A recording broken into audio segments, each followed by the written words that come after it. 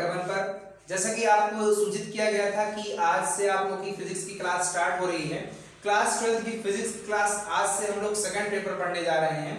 First paper हमने बताया था कि हम लोग सेकंड वीक में हम लोग जो न्यू शेड्यूल की वीकली शेड्यूल है, तो जो सेकंड वीक में हम लोग न्यू शेड्यूल जारी करेंगे उसमें हम लोगों ने 3 दिन फर्स्ट पार्ट यानी सोम मंगल बुध और उसके बाद सेकंड 3 डेज सेकंड पार्ट का ये कंटेंट तैयार किया है, जिसमें आप लोग को ये बेनिफिट रहेगा कि आप लोग जो लोग इलेक्ट्रिक चार्ज पढ़ना चाहते हैं वो 3 दिन वाला वीडियो देख सकते हैं, जो लोग लाइट पढ़ना चाहते हैं उससे देख सकते हैं। पहले बच्चों एक और आपको बात बतानी थी कि हम लाइट जो शुरू करने जा रहे हैं ये आपके क्लास 9 से लेकर के आप ऐसा कह सकते क्लास 6 से लेकर के और क्लास 12 तक लेकर जाएंगे। यानी आप ऐसा समझ सकते हैं कि बेसिक से लेकर के और अप लेवल जहां तक जेईई और आईआईटी पूछता है वहां तक की हम चर्चा करेंगे। ठीक है बच्चों, तो इसलिए आप इस चैनल में बने रहें और सब्सक्राइब करना लाइक करना ना भूलें, क्योंकि हम लोग इतनी मेहनत करते इतनी गर्मी में आपके लिए, तो आपको जो पंखे के नीचे बैठकर वीडियो देख रहे हैं इतना तो बनता है। चलिए स्टार्ट करते हैं। सबसे पहला टॉपिक आपकी स्क्रीन पर आया है प्रकाशिकी। बच्चों प्रकाशिकी जिसको इंग्लिश में कहते हैं लाइट, तो प्रकाशिकी होता क्या है? तो विज्ञान की वह शाखा जिसके अंतर्गत प्रकाश के गुणों या प्रकाश से होने वाले समस्त जितने भी फिजिकल चेंजेस हैं उन सब का अध्ययन किया जाता है, यानी प्रकाश की घटनाओं का अध्ययन किया जाता है, प्रकाशिकी के अंतर्गत आता है। प्रकाशिकी जिसको इंग्लिश में कहते हैं लाइट, यानी जिसके अंदर हम प्रकाश की समस्त घटनाओं का अध्ययन करते हैं वो प्रकाशिकी कहलाता है। ठीक है बच्चों, अब स्टार्ट करते हैं प्रकाश क्या होता है। तो प्रकाश की एक जानी मानी डेफिनेशन आप लोग पढ़ते हैं। क्या जानी मानी डेफिनेशन पढ़ते हैं? प्रकाश क्या होता है? यानी प्रकाश एक प्रकार की ऊर्जा है। क्या है? ऊर्जा है जो हमारी दृष्टि संवेदना दृष्टि ज्ञान क्या करती है? दृष्टि ज्ञान को ऊर्जित करती है, प्रेरित करती है, जो हमारे दृष्टि ज्ञान को क्या करती है बच्चों? जागृत करती है। जब अंधेरे किसी गुप्त कमरे में हम चले जाते हैं, ऐसा कमरा जो टोटली ब्लैक हो या ब्लैक ना हो, ऐसा कह सकते हैं पूरे अंधकार में, और जब उस कमरे में जाते हैं और हमारी जो ये चक्षु है यानी हमारे जो नेत्र है ये किसी भी चारों ओर के आवरण को परख नहीं पाते, समझ नहीं पाते, तब हमको महत्व पता चलता है प्रकाश। यानी प्रकाश स्वयं तो नहीं दिखता, लेकिन यह वस्तुओं को दिखाने में क्या करता है? सहयोग करता है। अब अगला प्रश्न जो आपसे हम पूछना चाहते हैं, ये बताइए बच्चों, प्रकाश के किस गुण के कारण हमको वस्तुएं दिखाई देती हैं? आपके मन में ये चीज प्रश्न होना चाहिए। तो बच्चों देखिए, जिस वस्तु से प्रकाश अल्प या पूर्ण मात्रा में परावर्तित होता है वही वस्तुएं हमको दिखाई देती हैं। जैसे कभी आप इमेजिन करते हैं ये बोर्ड आप देख पा रहे हैं, बोर्ड से टोटली प्रकाश यहां से क्या होगा? रिफ्लेक्ट हो रहा है आपकी स्क्रीन पर। अब आप इस बोर्ड को देख पा रहे हैं, हमारे फेस से हमारी बॉडी से जो प्रकाश आया टकराया और रिफ्लेक्ट हुआ उसको आप देख पा रहे हैं, हमारे ऐनक से जो प्रकाश आया टकराया और रिफ्लेक्ट हुआ वो देख पा रहे हैं। किंतु अगर यहीं पर एक हम पारदर्शी ट्रांसपेरेंट ग्लास लगा दें और ट्रांसपेरेंट ग्लास से जो प्रकाश निकलेगा वो आप नहीं देख सकते। क्यों नहीं देख सकते? क्योंकि वह लाइट को रिफ्लेक्ट नहीं करता है। कभी कभी आप लोग अक्सर देखते होंगे बहुत बड़े बड़े मॉल में, और अक्सर लोग जाते हैं और टकरा जाते हैं और उनको बाद में पता चलता है कि यहाँ पे कांच का पर्दा लगा हुआ है। दैट्स मीन्स वहां पर रिफ्लेक्शन अगर नहीं होता है तो हम इस पार से उस पार ऐसा लगता है कि जैसे कोई वायु ही माध्यम है, यानी वस्तुओं का पता लगाने के लिए आवश्यक है। ठीक है, अब आइए आगे देखते हैं प्रकाश के बारे में और सारी फैक्ट्स, जो इंपॉर्टेंट फैक्ट्स की बातें हैं उनके बारे में डिस्कस करते हैं। देखिए बच्चों, सबसे पहली बात, प्रकाश जो होता है वो स्वयं नहीं दिखता। स्वयं नहीं दिखता इन द सेंस, यानी जब प्रकाश सूर्य से आता है या बल्ब से जो रोशनी निकलती है वो आप देख नहीं सकते, लेकिन हाँ वो रोशनी के माध्यम से सहायता से आप वस्तुओं को देख सकते हैं। कभी भी आप किसी भी चीज़ को देखना चाहेंगे तो आपको वहाँ पे कुछ ना कुछ सोर्स की ऐसी आवश्यकता होगी जो खुद सेल्फ क्या करे? लाइट का क्रिएशन करे, एनर्जी का क्रिएशन करे। वैसे ब्रह्मांड में जो सबसे बड़े ऊर्जा का जो स्रोत है वो आप जानते हैं हाइड्रोजन से बना है, यानी हाइड्रोजन ही आपके इस पूरे ब्रह्मांड में ऊर्जा का सोर्स है। क्या होता है हाइड्रोजन के बारे में सबसे पहले एक छोटी सी स्ट्रक्चर समझते हैं। देखिए हाइड्रोजन का जो परमाणु होता है उसमें एक प्रोटॉन और एक इलेक्ट्रॉन होते हैं। ये होता क्या है कि हाइड्रोजन आपस में छोटे छोटे परमाणु जोड़ करके नाभिकीय संलयन करता है। नाभिक के संलयन से वो एक हीलियम परमाणु बनाता है, यानी हाइड्रोजन हाइड्रोजन जुड़ करके, अब इसके बारे में पूरा डिटेल चर्चा करेंगे, आप में है वो क्या बना देता है, हीलियम बना देता है। और यह हीलियम क्या करता है, हीलियम और प्लस हाई लेवल एनर्जी, यानी हाई लेवल क्या है, एनर्जी। अब इससे क्या आशय है कि खूब ऊर्जा उत्पन्न करता है। यही हाई लेवल एनर्जी आपके इस पूरे ब्रह्मांड को क्या करती है, प्रकाशवान बनाती है। आप जैसे कि जानते हैं कि जितने भी आप लोग तारे देखते हैं, ये जितने भी तारे हैं, या तारे, सूर्य भी एक तारा है बच्चों, ये आप ध्यान रखिए, सूर्य भी एक तारा है। ये क्या करता है, हाइड्रोजन का इसके अंदर संलयन होता है और हीलियम बनता है, हाई लेवल एनर्जी रिलीज होती है। वही हाई लेवल एनर्जी जो होती है वो हमको यहाँ पर लाइट के रूप में मिलती है, जिससे हम लोग वस्तुओं को देख पाते हैं। ठीक है, ये एक बड़ा फॉर्मेशन है एनर्जी का। तो पृथ्वी पर बच्चों ऊर्जा का जो सबसे बड़ा स्रोत है, आप पढ़ते हैं, जानते भी हैं, सूर्य है। ठीक है, तो सूर्य ही हमको क्या देता है, प्रकाश देता है पृथ्वी पर। अब बात आती है कि हम लोग और भी विभिन्न स्रोत इस्तेमाल करते हैं प्रकाश के लिए। जैसे आप विद्युत बल्ब है, आप देखते हैं लैंप है, आप देखते हैं मोमबत्ती है, दिया सलाई है, या आप देखते हैं ढेबरी है, जैसे आप लोग जानते हैं चिराग है। ये सब यंत्र हैं, ये सब कैसी वस्तु हैं, लुमिनियस ऑब्जेक्ट, यानी दीप्त वस्तुएं जो स्वतः प्रकाश उत्पन्न करती हैं। अब बात आती है चंद्रमा है, बोर्ड है, मनुष्य है, लकड़ी है, दीवार है, ये सब स्वतः प्रकाश नहीं उत्पन्न करती हैं। ये सब क्या होती हैं, दूसरे यानी किसी सोर्स से उत्पन्न प्रकाश में क्या होती हैं, प्रकाश को परावर्तित करके अपने स्वरूप को दिखाने का काम करती हैं। बच्चों एक जानते हैं, आपको पता होना चाहिए कि अगर प्रकाश के पास परावर्तन का गुण ना होता तो आज आप किसी वस्तु को देख नहीं सकते थे। क्या होता है परावर्तन का गुण, कि लाइट किसी वस्तु से आती है, टकराती है, फिर हमारे आंख पर जाती है और हमें वस्तुएं क्या होने लगती हैं, दिखाई देने लगती हैं। अगर ऐसा ना हो तो हमको वस्तुएं दिखाई नहीं देंगी। तो अगर आपसे कोई पूछे कि वस्तुएं हमको क्यों दिखाई देती हैं, तो इसमें सबसे बड़ा कारण और सबसे प्रमुख कारण क्या है, परावर्तन है। बाकी और भी कारण है, लेकिन आपको जो उत्तर देना है वो कौन सा देना है, परावर्तन। देखिए बेसिक क्लास है तो हम आज सबसे पहले बेसिक चीजों पर ही चर्चा करेंगे। ठीक है, इसके बाद हम आगे बढ़ते हैं प्रकाश में। तो चलिए आगे कुछ इंपॉर्टेंट चीजें देखते हैं प्रकाश में।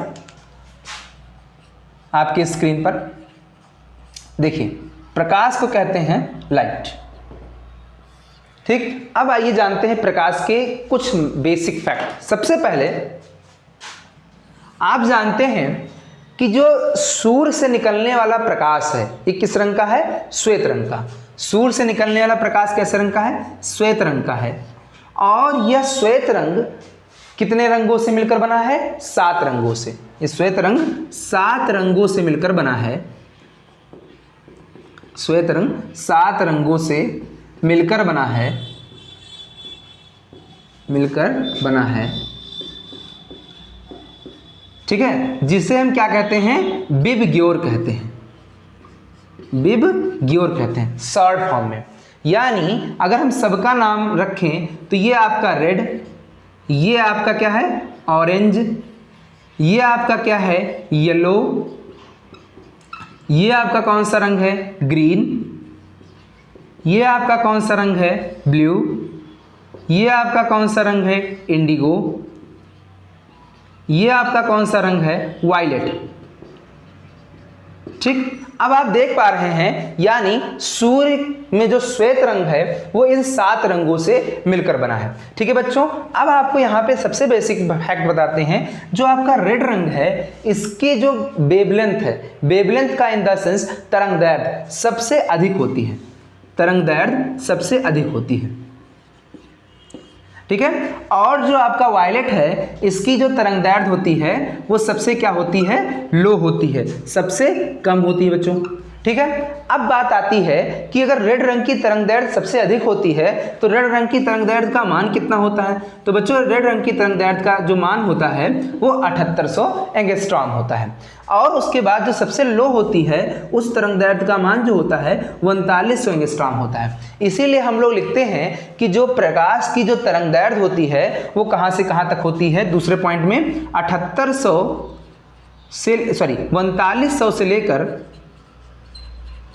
7800 एंगस्ट्रॉम तक होती है बच्चों। ठीक है। इसके बाद आप जानते हैं थर्ड पार्ट, जो लाइट होती है वो सदैव क्या होती है? एकदम स्ट्रेट लाइन में मूव करती है, यानी सरल व सीधी रेखा में गति करती है। अच्छा, एक बात आपको बताना है, सरल व सीधी रेखा में अगर प्रकाश न गति करती होती तो आपकी इमेज फॉर्म नहीं, इमेज इन द सेंस हमारा कहने का मतलब है छाया, यानी अगर आप कहीं भी अपना छाया, जैसे कि हमारी छाया देख पा रहे हैं तो हमारी छाया बन रही है, इसका मतलब हमारे ऊपर प्रकाश एकदम सरल व सीधी रेखा में पड़ रहा है, तभी हमारी जो है छाया परछाई बनेगी। तो इससे ये स्पष्ट होता है कि अगर परछाई बन रही है तो प्रकाश कैसे चलता है? सरल व सीधी रेखा में चलता है। ठीक है। प्रकाश सरल व सीधी रेखा में चलता है। ठीक है बच्चों, जब पहले ज्ञात नहीं था, मैक्सवेल ने जब तक अपना समीकरण नहीं दिया था, मैक्सवेल के बारे में हम चर्चा करेंगे, आपके सिलेबस में है। मैक्सवेल ने अपना इक्वेशन दिया था, वेव इक्वेशन, यानी तरंग जो समीकरण दिया था, उसी सिद्धांत के बाद, उनके सिद्धांत के बाद ही प्रकाश को क्या कहा जाने लगा? पहले प्रकाश को माना जाता था कि ये प्रकाश अनुदैर्घ्य तरंग है, फिर उसके बाद अनुप्रस्थ तरंग, और उसके बाद जो नाम आया वो क्या आया कि प्रकाश एक प्रकार की कैसी तरंग है? इलेक्ट्रोमैग्नेटिक वेव, यानी प्रकाश एक प्रकार की विद्युत चुंबकीय तरंग है। कैसी तरंग है? विद्युत चुंबकीय तरंग है। ठीक है। अब आपको ये नहीं समझ आएगा कि प्रकाश विद्युत चुंबकीय तरंग है तो ये होता क्या है, अभी इसके बारे में आगे चर्चा करेंगे। ठीक है। इसके बाद मैक्सवेल ने यहाँ पर यह भी क्लियर किया कि जो विद्युत चुंबकीय तरंग होती हैं उनकी स्पीड 3 × 10⁸ मीटर पर सेकेंड इन वैक्यूम, यानी निर्वात में होती है बच्चों। ठीक है। तो मैक्सवेल ने यह भी बता दिया था कि जो विद्युत चुंबकीय तरंग होती है, कोई भी इलेक्ट्रोमैग्नेटिक वेव EMW जितनी भी होती हैं, उनकी स्पीड 3 × 10⁻, क्या होती है?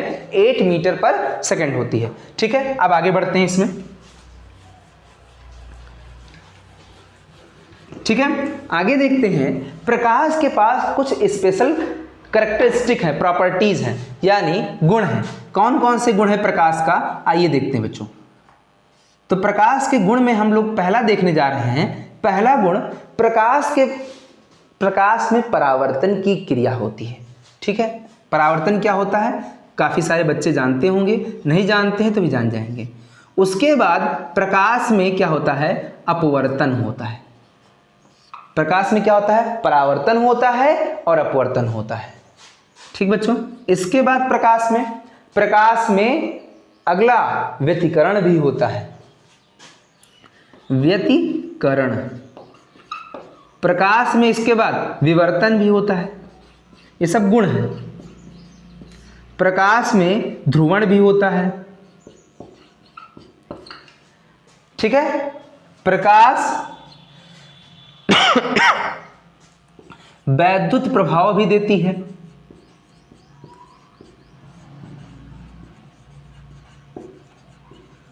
अब बच्चों, आपके इंटर के सिलेबस में ये सारी चीजें हैं, यानी आपको परावर्तन भी पढ़ना है, अपवर्तन भी पढ़ना है, व्यतिकरण भी पढ़ना है, विवर्तन भी पढ़ना है, ध्रुवण भी पढ़ना है और प्रकाश का वैद्युत प्रभाव भी पढ़ना है। ठीक है। तो अब हम लोग लाइट, तो कुछ चीजें लगभग लाइट में हम लोग जान चुके हैं।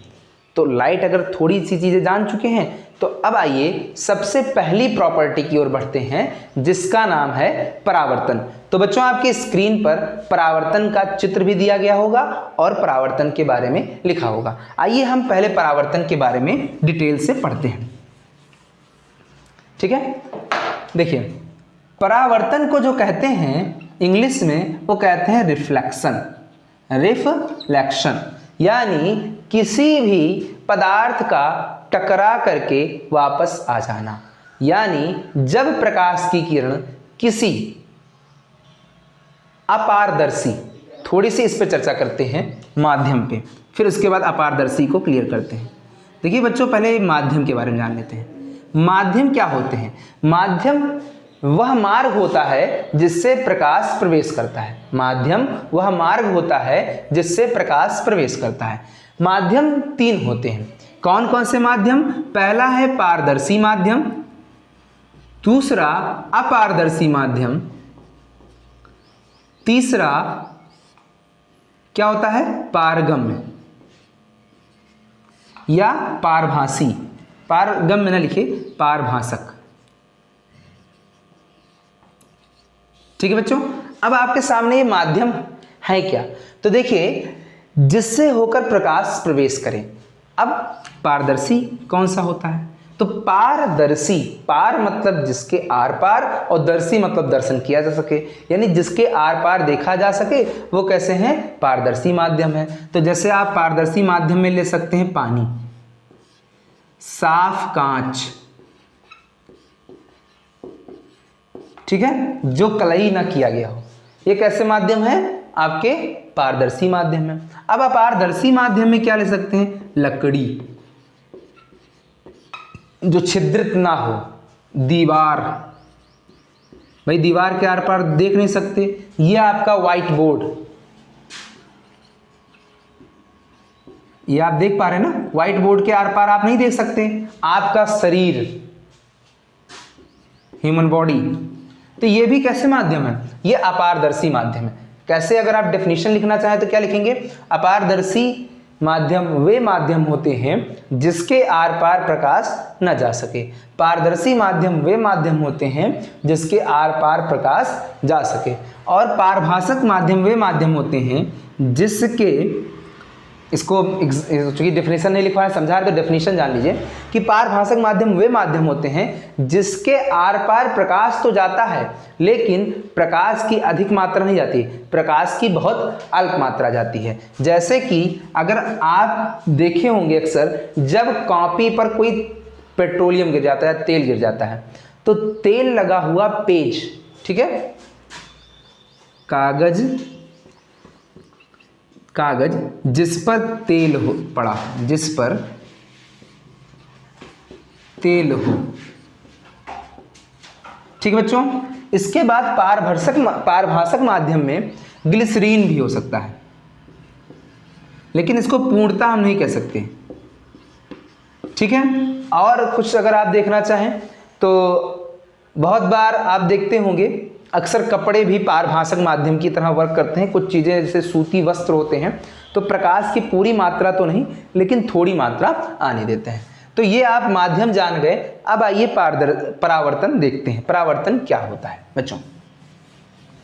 परावर्तन क्या होता है? जब प्रकाश की किरण एक ही माध्यम में, यहां माध्यम नहीं बदलता है, यानी जब प्रकाश की किरण किसी पारदर्शी पदार्थ, नहीं अपारदर्शी पदार्थ, तो अपारदर्शी तल से टकरा करके वापस उसी माध्यम में आ जाती है, तो इस क्रिया को हम कहते हैं परावर्तन। कैसे समझेंगे? आइए स्क्रीन में समझते हैं। देखिए बच्चों, वैसे आपकी स्क्रीन पर दिया गया है परावर्तन के बारे में, इधर हम बना दे रहे हैं, आप इधर भी देखते रहिए। जैसे मान लीजिए ये तल है, ये तल क्या है? मान लीजिए कांच है, कांच का जो बिल्कुल साफ कांच है जिसके आर पार देखा जा सकता था।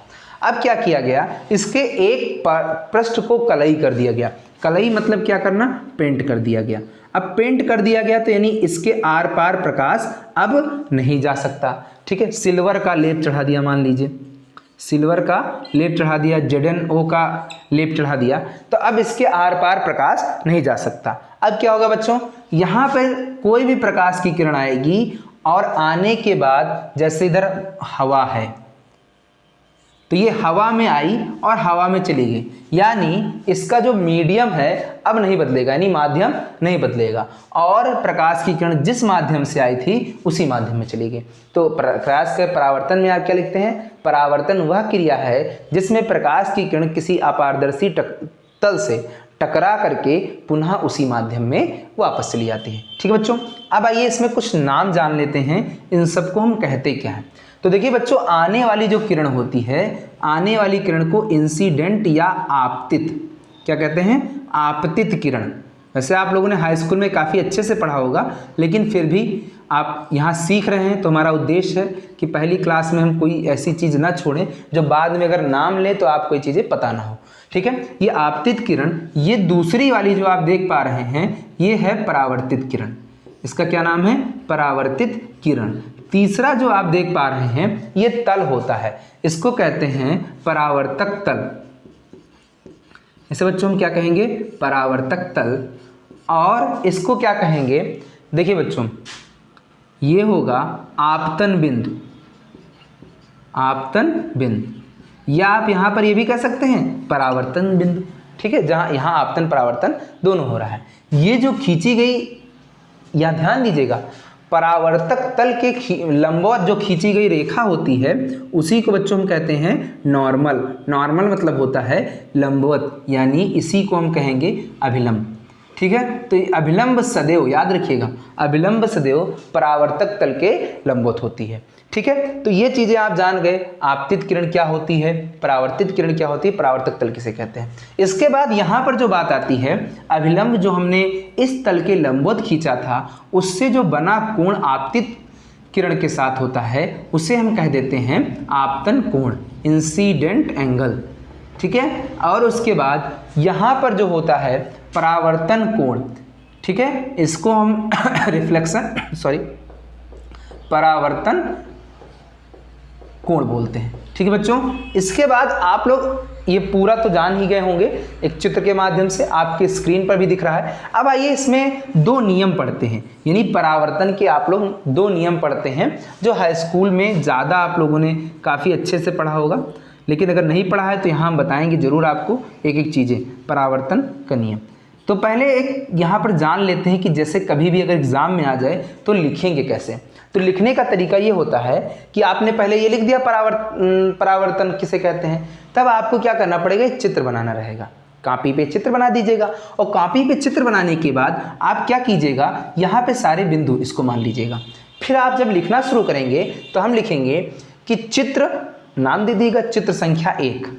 चित्र संख्या 1 में, चित्र संख्या 1 में x डैश, कभी अगर लिखने के लिए आया तो चित्र संख्या 1 में x डैश एक परावर्तक तल है। क्या है? एक परावर्तक तल है जिस पर AB एक प्रकाश किरण आपतित होती है। जिस पर AB क्या होती है? एक प्रकाश किरण आपतित होती है। और BC यहाँ से कौन सी किरण है? परावर्तित किरण है, यानी टकरा करके परावर्तित होती है। इस पर NB एक अभिलंब खींचते हैं, यानी इस पर क्या करते हैं? NB एक अभिलंब खींचते हैं, और अभिलंब के साथ आपतित किरण AB एक आपतन कोण थीटा बनाती है। बच्चे इसको आप लोग I से भी लिखते हैं। ठीक है, और जो परावर्तित किरण है वो अभिलंब के साथ एक कोण, परावर्तन कोण R बनाती है। इसको आप ऐसे लिख लेंगे, ये पूरी जानकारी उसमें लिख देंगे। ठीक है बच्चों, अब आइए परावर्तन के नियम को देखते हैं। परावर्तन का पहला नियम और दूसरा नियम बहुत साधारण है। ठीक है, पहला नियम तो आप जानते हैं कि आपतित किरण, यानी नियम क्या कहता है? आपतित किरण, परावर्तित किरण तथा आपतन बिंदु पे खींचा गया अभिलंब तीनों एक ही बिंदु से होकर जाते हैं। ये आपको याद रखना होगा। अगर आप ये नहीं ध्यान रख सकते हैं तो एक स्टेटमेंट ये भी लिख सकते हैं कि आपतित किरण, परावर्तित किरण और आपतन बिंदु पर खींचा गया अभिलंब कहाँ होते हैं? तीनों एक ही तल पर होते हैं। बुक में आपके तल पर लिखा जाता है, और जब आप लोग अपवर्तन पढ़ते हैं तो एक बिंदु का प्रयोग किया जाता है। क्यों? क्योंकि वहाँ बिंदु का महत्व, तीनों एक ही बिंदु से जाते हैं। यहाँ परावर्तन तल पे तो कहीं भी हो सकता है ना, यहाँ पे भी परावर्तन हो सकता है, यहाँ पे भी परावर्तन हो सकता है, यहाँ पे परावर्तन हो सकता है, तो इसीलिए यहाँ पे बच्चों तल का इस्तेमाल करते हैं, बिंदु का इस्तेमाल नहीं करते हैं। तो यहाँ आप ऐसे भी कह सकते हैं कि आपतित किरण, परावर्तित किरण तथा अभिलंब तीनों एक ही तल पर होते हैं, क्योंकि यहाँ पर सभी देखिए चाहे जहाँ से भी परावर्तन होगा सब एक ही तल पर होंगे, लेकिन जब अपवर्तन होता है तो उसमें एक ही बिंदु से होकर गुजरते हैं। तो इसलिए लोग अगर आप कंफ्यूज भी होते हैं तो आप इस चीज़ को सोच करके भी कंफ्यूज नहीं होंगे, इसीलिए हमने दोनों चीज़ें आपको बताई। इसके बाद जो दूसरा नियम है वो ये कहता है कि आपतन कोण और परावर्तन कोण आपस में क्या होते हैं, बराबर होते हैं, यानी I बराबर R। ये सबसे ज़्यादा इंपॉर्टेंट नियम है। तो यानी आपतन कोण और परावर्तन कोण आपस में क्या होंगे, बराबर होंगे। ये इसका कौन सा नियम है, दूसरा नियम है। तो आप दूसरा नियम यहाँ से देख सकते हैं। ठीक है बच्चों, अब हम आगे बढ़ते हैं इसमें, यानी परावर्तन में आगे बढ़ते हैं। इस परावर्तन के चित्र को हम बना रहने देंगे क्योंकि आपको इसी में कुछ चीज़ें अभी और सिखानी हैं जो आपके बड़े लेवल के एग्ज़ाम के लिए बहुत इंपॉर्टेंट है, उनको आप सीखें। देखिए बच्चों, है क्या यहाँ पर आप देख पा रहे हैं इस चित्र को, ये आपका परावर्तक तल है, परावर्तक तल है। ठीक है, यहाँ पे एक शब्द आता है विचलन कोण।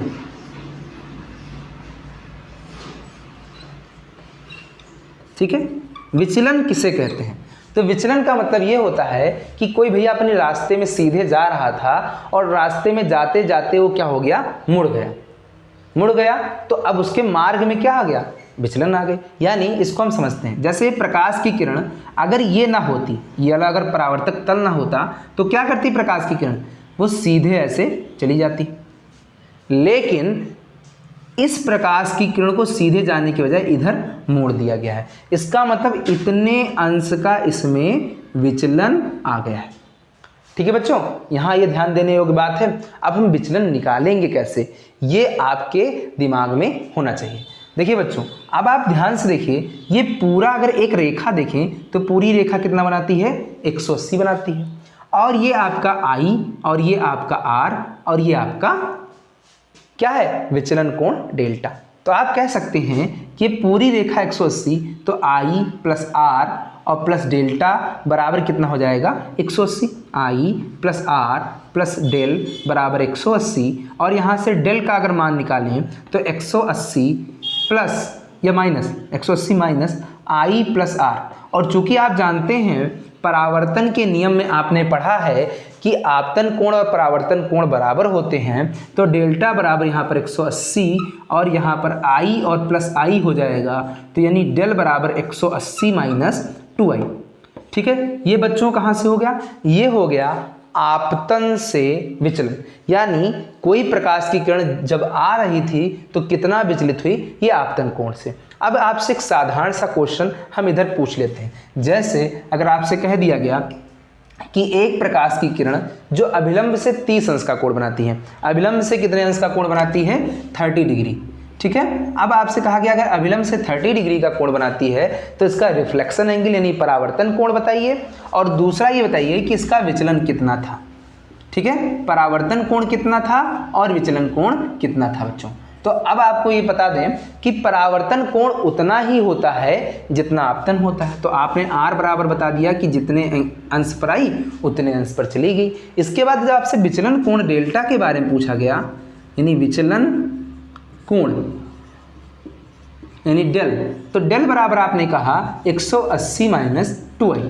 आपने क्या कहा, 180 माइनस 2I, और 180 माइनस 2I यहाँ पे उठा के मान रख दिया, 2 इंटू 30 यानी यहाँ आ गया 180 माइनस 60, आपको दिख रहा होगा, यानी यहाँ पर आ गया 120 डिग्री। यानी आपका जो विचलन था 120 डिग्री। अब इसको कैसे हम चित्र के माध्यम से डिनोट करते हैं, चित्र के माध्यम से भी समझ लेते हैं कि एक प्रकाश की किरण, ये मान लीजिए अपारदर्शी तल है, थोड़ा सा ऐसे इमेजिनेशन के लिए छोटा छोटा समझ लीजिए, ये प्रकाश, ये अभिलंब था आपका, ये प्रकाश की किरण यहाँ से आई। ठीक है, ये प्रकाश की किरण आई, यहाँ से 30 अंश का कोण बना रही थी, फिर ये वापस कितने अंश पे चली गई, 30 अंश पे चली गई बच्चों, 30 अंश पे चली गई। अब ये आपका क्या है, अभिलंब। थोड़ा सा याद रखिएगा, डॉटेड लाइन से इसीलिए कर दिया है कि आपका अभिलंब। अब आपसे कहा गया कि ये अपने मार्ग से कितना विचलित हुई, तो देखो बच्चों ये इतनी ही विचलित हो गई।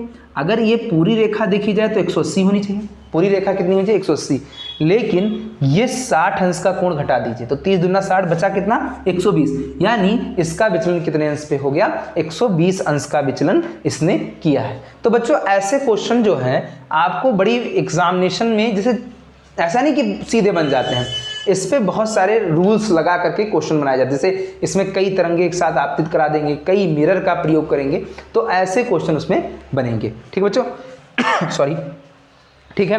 अब परावर्तन के नियम को आप समझ गए होंगे, आइए आगे की चीजें देखते हैं। तो बच्चों इसमें एक क्वेश्चन और लेते हैं, बड़ा इंटरेस्टिंग क्वेश्चन है और उम्मीद करते हैं कि वो सामान्य तरीके से आपको सोचना होगा, क्योंकि ये परावर्तन आपने पढ़ा है और परावर्तन आपको लगता था कि परावर्तन कुछ नहीं है, लेकिन अभी इस क्वेश्चन से समझ में आएगा परावर्तन क्या है। तो एक एग्जाम्पल से देखते हैं इसको। क्या है भैया कि एक प्रकाश की किरण है जो कितने अंश पर आपतित हो रही है 0 डिग्री पर आपतित हो रही है। एक जो इंसिडेंट रे है वो 0 डिग्री पर अगर इंसिडेंट हो रही है तो उसका रिफ्लेक्शन एंगल क्या होगा बच्चों। ये थोड़ा सोचने वाला क्वेश्चन है, हो सकता है कि आपको बड़ा अच्छा लगा हो। दूसरा ये है कि एक प्रकाश की किरण जो है इंसिडेंट हो रही है 90 डिग्री पर। कैसे हो रही है 90 डिग्री पर, और इसका रिफ्लेक्शन एंगल क्या होगा बच्चों। अब आपने तो रूल पढ़ रखा है, इसको आइए चित्र के माध्यम से कैसे करेंगे। हो सकता है कि आपका आंसर डायरेक्ट आ जाए, क्योंकि आपको पता है I बराबर क्या होता है R, तो आप कहेंगे I बराबर 0 तो R बराबर आल्सो 0, I बराबर 90 तो R बराबर आल्सो 90। बट यहाँ पर आइए देखते हैं चित्र के माध्यम से कैसे इसको सॉल्व करेंगे। देखिए बच्चों, ये मान लीजिए आपका क्या है मिरर है, ये है मिरर। अब इस मिरर पर क्या है, एक लाइट आ रही है, सीधे इंसिडेंट हो रही है, कितने एंगल पर 0 एंगल पर। 0 इन द सेंस अगर आप इसके पैरेलल एक खींच दें, क्या नॉर्मल, इसके पैरेलल नॉर्मल खींच दें, और आपको पता है कि समांतर रेखाओं के बीच कितने अंश का कोण होता है 0 अंश का कोण होता है। ठीक है, तो अब ये प्रकाश की किरण अगर यहीं पर टकरा रही है तो ये यहीं से क्या हो जाएगी परावर्तित हो जाएगी। तो अब आपतित किरण अगर नॉर्मल के पैरेलल है, इसका एंगल 0 है, तो परावर्तित किरण भी तो नॉर्मल के समांतर है, तो इसका भी एंगल क्या होगा 0 होगा। नहीं आया बच्चों समझ में, फिर से देखते हैं। जैसे अगर आप प्रकाश की किरण यहाँ आ रही है 0 एंगल पर ऐसे इंसिडेंट हो रही है, तो ये जा भी तो ऐसे ही रही है। अब आपके दिमाग में आएगा तो ये आ रही है 90, आ रही है ऐसे और जा रही है ऐसे, तो 180 होना चाहिए। नहीं बच्चों, पहले आपको ये चीज़ जानना होगा कि अगर आ रही है तो हम किससे कोण देख रहे हैं, अभिलंब से कोण देख रहे हैं, और अभिलंब से समांतर रेखा के बीच बना कोण क्या होता है 0। और भाई जाएगी तब भी तो समांतर रेखा होगी, क्योंकि कोण हमको कहाँ से लेना है अभिलंब से लेना है, तो ये जाएगी ऐसे ही। इस स्थिति में इसका जो प्रकाश होगा वो कितने डिग्री का होगा, नहीं सॉरी, इसका जो परावर्तन होगा वो कितने अंश पे होगा 0 अंश पे, क्योंकि वो उसी रेखा से आ रही है और उसी रेखा पे जा रही है। उम्मीद करते हैं समझ में आया होगा, अगर नहीं समझ में आया तो आप कमेंट जरूर कीजिएगा। अगला क्वेश्चन देखते हैं, ये भी बहुत इंटरेस्टिंग है। यहाँ पर I इक्वल टू 90 है, तो आइए इसको हम सॉल्व करते हैं। देखो बच्चा, ये आपका मिरर है, ये आपका क्या है मिरर है, और कोई रे 90 है, इन द सेंस वो हमारे किससे 90 होगी, वो हमारे नॉर्मल से 90 होगी। किससे 90 होगी, नॉर्मल से 90 होगी, और नॉर्मल से 90 होगी और वो आएगी और ऐसे चली जाएगी। इन द सेंस इसका अर्थ यानी वो ऐसे आई ऐसे चलेगी, तो यानी नॉर्मल से वो कितने पर जाएगी 90 पर जाएगी। तो यानी जो आपकी इंसिडेंट रे है वो 90 है, तो रिफ्लेक्शन रे कितनी हो जाएगी 90 हो जाएगी बच्चों। तो शायद हम उम्मीद करते हैं आपको ये चीज़ें समझ में आई हैं। अब आइए अगले टॉपिक की ओर चलते हैं, थोड़ी सी उस चीज़ों को समझते हैं। देखिए बच्चों, बात यहाँ पर अब करेंगे सबसे पहले ऑब्जेक्ट की, वस्तु क्या होता है। ठीक है, ठीक है बच्चों, अब आइए वस्तु के बारे में जानते हैं। वस्तु को हम कहते हैं ऑब्जेक्ट। ठीक है, देखिए यहां पर जो वस्तु होती है बच्चों वो 2 प्रकार की होती है। एक क्या होती है, आप कह सकते हैं रियल ऑब्जेक्ट, और एक क्या कह सकते हैं इमेजिनरी ऑब्जेक्ट, यानी वास्तविक वस्तु, वास्तविक वस्तु, और दूसरी क्या है काल्पनिक वस्तु। अब ये आप कैसे समझेंगे, इसको कैसे आइडेंटिफाई करेंगे, तो बच्चों आइए इसको समझते हैं। जैसे आप एक साधारण समतल दर्पण, जहां आप अपना चेहरा देखते हैं, उसके सामने अगर आप खड़े होते हैं तो आप उस दर्पण के लिए कैसे वस्तु है? वास्तविक, आप तो रियल है ना। लेकिन अगर आप उस दर्पण में अपना प्रतिबिंब अंदर देखते हैं, यानी अपना एक स्वरूप देखते हैं, तो वो स्वरूप कैसा है? इमेजिनरी होगा, क्योंकि आप जानते हैं कि आभासी होता है वो समतल दर्पण बना प्रतिबिंब। अभी आगे डिस्कस करेंगे। तो अब वो जो आपका प्रतिबिंब है उसके सामने एक और दर्पण लगाया जाए, तो अब वो दर्पण आपके प्रतिबिंब का भी प्रतिबिंब बनाएगा ना बच्चों। तो इसका मतलब हम वास्तविक थे, वास्तविक का प्रतिबिंब काल्पनिक, और काल्पनिक वस्तु का प्रतिबिंब फिर काल्पनिक। बात समझ में आया? यानी हम जो वस्तु लेते हैं, जो वस्तु वास्तव में होती है, यानी जिस वह नमूना जिसका प्रतिबिंब प्राप्त करना हो, जिसका प्रतिबिंब प्राप्त करना हो,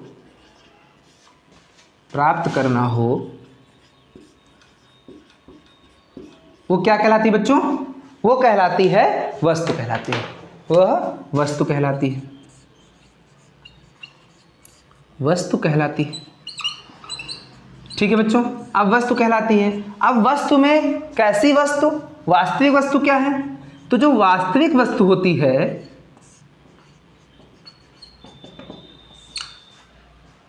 जो वास्तव में वस्तु हो, रियल ऑब्जेक्ट को ही वास्तविक वस्तु कहते हैं।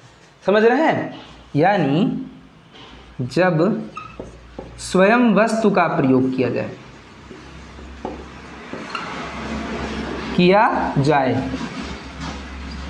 तो उसे हम कहेंगे वास्तविक वस्तु। और काल्पनिक वस्तु बच्चों क्या हो जाएगी?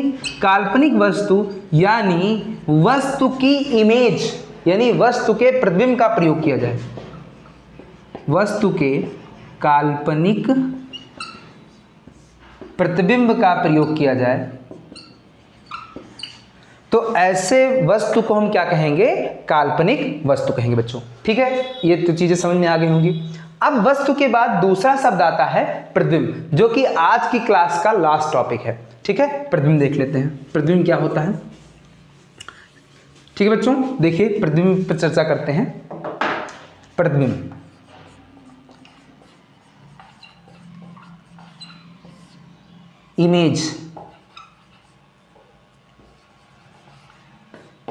इमेज होता क्या है? यानी इमेज को अगर आपको समझना है तो आपके स्वरूप की एक छाया प्रति, आपके स्वरूप की एक छाया प्रति क्या कहलाती है? प्रतिबिंब कहलाती है बच्चों। ठीक है, आपके स्वरूप की जो छाया प्रति होती है वो क्या कहलाती है? तो आपने प्रतिबिंब के बारे में समझा, एक बार और फिर से समझाते प्रतिबिंब के बारे में। जब दर्पण के सामने कोई वस्तु रखी जाती है और दर्पण पे उसका एक स्वरूप प्राप्त होता है, यानी दर्पण पे दूसरा छाया स्वरूप प्राप्त होता है या एक काल्पनिक स्वरूप प्राप्त होता है, ऐसे स्वरूप को कहते हैं प्रतिबिंब। यानी दर्पण पर किसी वस्तु का प्रतिरूप प्राप्त करना ही प्रतिबिंब प्राप्त करना है। ठीक है बच्चों, बिंब मतलब होता है वस्तु, और वस्तु का प्रतिरूप, प्रति मतलब दूसरा रूप ही क्या कहलाता है? प्रतिबिंब कहलाता है। ठीक है, अब बात करते हैं कि प्रतिबिंब कितने प्रकार से हो सकते हैं। तो बच्चों जो प्रतिबिंब होता है वो दो प्रकार का होता है। एक होता है वास्तविक प्रतिबिंब, वास्तविक प्रतिबिंब, प्रतिबिंब यानी वस्तु का स्वरूप, और दूसरा क्या होता है? आभासी प्रतिबिंब, आभासी प्रतिबिंब होता है बच्चों। अब आभासी प्रतिबिंब और वास्तविक प्रतिबिंब को समझते हैं। वास्तविक प्रतिबिंब का मतलब ये होता है कि जहां पर प्रकाश किरणें क्या हो? वास्तव में काटे। ये अभी आपको थोड़ा सा आगे क्लास में समझ में आएगा। यानी अगर हम मान लो ऐसे चित्र बना दें, एक छोटा सा एग्जांपल ले लें, बल्कि ये अभी आप समझ नहीं पाएंगे हमारे मानक के अनुसार। तो ये प्रकाश की किरण यहाँ गई, और ये आपकी प्रकाश की किरण यहाँ से जाने के बाद यहाँ काट दी। ठीक है, या यहीं सॉरी ये सी से जा रही तो यहीं पे काटेगी, तो यहाँ पे वस्तु का अगर प्रतिबिंब, अब यहाँ पे काट रही वास्तव में और यहीं पे वस्तु का प्रतिबिंब बन गया, तो इसे हम कह देंगे वास्तविक प्रतिबिंब। लेकिन अगर यही स्थिति यहाँ पर होती और ऐसे कोई वस्तु की वस्तु की प्रकाश किरण यहाँ से ऐसे जा रही होती और यहाँ से आप जानते हैं इसका रिफ्लेक्शन करेगी, एक प्रकाश किरण यहाँ से जा रही होती और ये डॉटेड जाए और यहाँ डॉटेड जाए और यहाँ पे काट दे, यहाँ पे जो वस्तु का प्रतिबिंब बन जाए, यानी ये वास्तव में नहीं काट रही है, इसको पीछे बढ़ाने पर काट रही है, तो ये कैसी प्रतिबिंब हो जाएगी? आभासी। और जहाँ वास्तव में काटे उसे कहेंगे वास्तविक प्रतिबिंब। तो बच्चों आज के लिए बस इतना ही। उम्मीद करते हैं कि आज का लेक्चर बहुत समझ में आया होगा।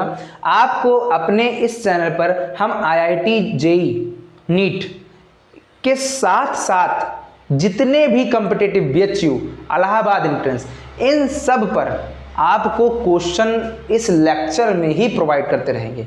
तो बच्चों आप ज़्यादा से ज़्यादा टाइम तक वीडियो देखें, ये ज़्यादा इंपॉर्टेंट है। क्यों? क्योंकि जब आप वीडियो को पूरा देखे रखेंगे तो जो आज की क्लास में जो क्वेश्चन क्रिएट होगा JEE मेंस का, वो कल के लेक्चर में जब आपको मिलेगा, नीट का जो क्वेश्चन होगा वो कल के लेक्चर में मिलेगा, पॉलिटेक्निक का जो क्वेश्चन होगा कल के लेक्चर में मिलेगा, तो आप उसको आराम से कर पाएंगे। ठीक है बच्चों, तो देखते रहिए, बने रहिए। Thank you for watching.